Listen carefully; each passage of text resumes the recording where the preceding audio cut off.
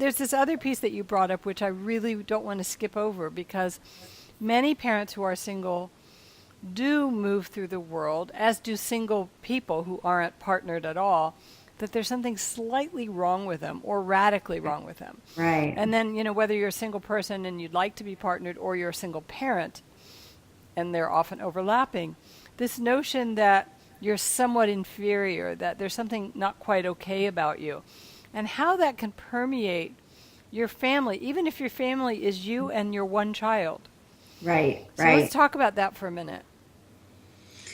Yeah, I mean, for me, I had to really just sort of drop the struggle to be perfect, right? And sort of settle into this space that I like my friends used to joke, I don't know if you remember the whole Saturday Night Live spoof Stuart Smalley, where he would like talk to himself like, you are good enough, Right. you're smart enough, and gosh darn it, people like you, right? Like it wasn't about that, right? It wasn't about like reaffirming myself all the time, as much as realizing that I was already good, and that the things the places where I was broken were what was making me such a great parent, right? It was in the cracks that then, well, as Leonard Cohen would say, the light came through for me, and that I had to sort of drop the resistance to the notion that I was not good enough simply because I was single.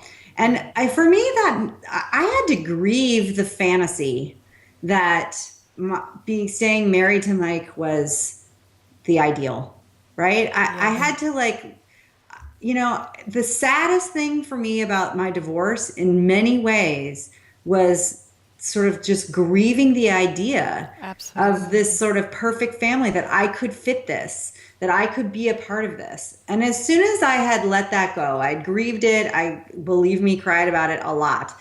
And then sort of once I had let that go, I could see that I was stronger and better and more well-equipped to be a skillful, loving, compassionate parent, because I was no longer in a traditional family form.